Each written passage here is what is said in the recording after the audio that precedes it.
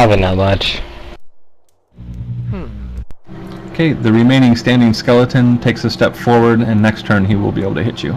I glare at the last skeleton with my hands trembling, and I'm focusing at his chest. I'm going to attempt to move his chest out from his body into the wall. Okay.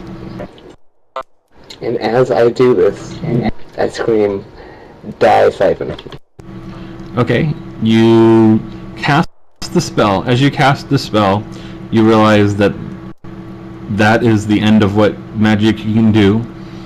And unfortunately, you can't move the entire chest of the skeleton, but you do happen to move one of the bones in its spine, and it collapses. And yet, at the time that they would take a step towards you, you still hear them slam their swords against their shields. And yeah, the damn it, Die Siphon was the thing that they would hear. Yeah. Alright. Is it their turn? Well, combat's over, so we can kind of, if they want to go meet up with you, they can while you do whatever you're going to do. Either come back or hang out in that room or what. I'm going to regain my strength. Okay. We'll go find him. So, you leave the room, and you really have no idea where he went. You might, Rand, do a perception check for me. Isn't Rand an expert tracker? I got a 2. He may be an expert tracker, but in an area where you don't leave any tracks, that makes it kind of difficult. But he is vaguely aware of the direction the sound was coming from, since he heard you running and he was in the outer hallway. He has a vague idea that you went north. The P's doing nothing? No. He doesn't track by scent. But I ate extra. No, my wolf can probably smell the shit on him. So you guys head out of the room, and where do you go? You would come to the passage, and you can go south or north. I think it's north. Okay. So that leads you into another one of those large empty rooms that has a hallway that leads west. Or east, excuse me. In case anybody's mapping. And then the hallway turns north, and it turns back west again, and you see a partially open door in front of you leading into a room. And as you get closer to the door, you hear the sound of metal on wood. Just kind of like clink every second or so. And can I go to my turn for a second? Sure. Shut up, you stupid piece of crap! And you hear that. Looks like I found him. I opened the door to see what the fuck's going on inside. You see Sinton, I assume, sitting cross-legged against the nearest wall. No, I just went out on the floor. Oh, okay, you just collapsed on the floor. So near the door, you see Sinton collapsed, lying on the floor, yelling at the skeletons to shut up. You see 2 skeletons missing a femur bone, and 1 skeleton separated from its lower half. And all 3 of them are lying there, and periodically they slam the flats of their swords against their shield, and their legs try and walk them forward even though they're not standing, or having one leg. So you found some skeletons? Yeah, and I kind of beat them. You mean you found them laying on the floor, right? No. I mean, the bones missing, that's from me.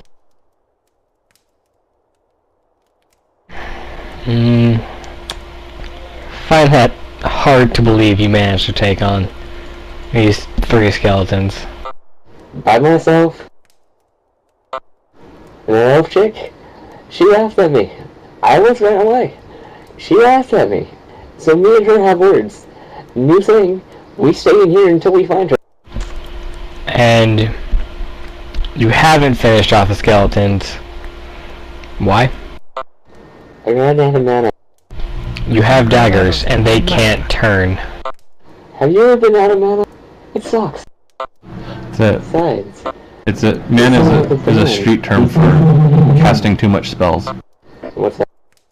It said mana is a street term for casting too much spells because no one actually refers to it like that except for people that live on the streets. No. So, are there any cantrips for, like, moving stuff? I know one. Yeah. Small objects, but not large ones. Maybe up to a pound. I wonder how much the skull weighs. Knowing how thick dwarven skulls are, probably 2 pounds. So, how'd you guys get past the golems? I shot a ghost to death with arrows. And you're thinking me removing the bones of skeletons is, unlikely. It is you. What's that supposed to mean, shovel face? Bone What's your rat. beard burn? Spell went awry. Did you He got hit by a fireball. My own fireball. There was no other wizards. There wasn't any other... You hit yourself with your own fireball? Why would you make yourself look stupider in this situation when you can just tell him the ghost threw a fireball at you? Because I've been denying that dwarves have magic this whole time. It's a fucking ghost, they're magic in nature. Still a dwarf ghost that's casting spells. Maybe he was taught by the elf chick.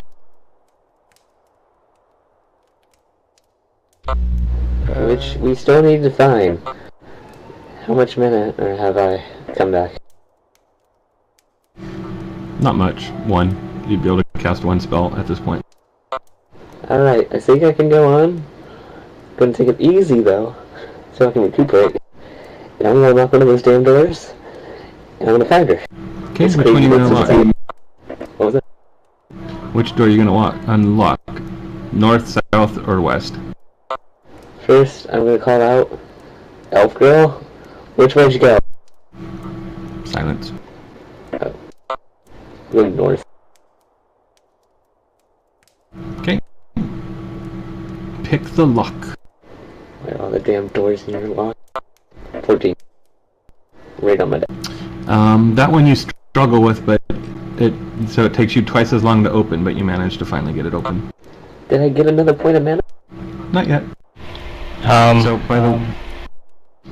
by the way, you can cast your bone magic, that bone magic, the darkness, and your shield at will without having to roll now. Oh, okay, so the shield on me without rolling, but on other people I have to roll? You haven't tried it on other people, yes, so yes. Okay. What were you gonna say, Rand? I stomp on the heads of the skeletons. Okay. That has the effect of making them stop slamming their swords on their shields. Okay. So, what do they have on their bodies? Or corpse, whatever. They have remnants of plate armor that really doesn't protect them too much. They have the dwarven swords and the dwarven shields. I take a sword and shield. Okay. You've got to remember these are dwarven swords and dwarven shields. They aren't much larger than gnomes. It's not for me. I'm gonna teach my wolf to use the sword. Huh. That should be interesting. Hey, I saw a wolf do it in Dark Souls, so I know how the combat would work. The shield's gonna go on its back. Okay, and the shield's mainly just to sell. And or if another fireball flies at your face. Yeah, or more fireballs. You can throw them like Captain America. The sword for the gnome would be the equivalent to a bastard sword, and the shields would be almost the same height as you. They're about 1 foot and 3/4. And to the orc, that would be a butter knife and... what? An iPad. No, it'd be a plate. Actually, he probably has plates bigger than that. So, while you kill the skeleton, Sintin goes through the northern door. In this room, it is one of the larger rooms, but it is different than any of the other ones. The furniture in here is definitely designed for an elf, with a chair made of dark wood with padding and linen covering it, in between two bookcases.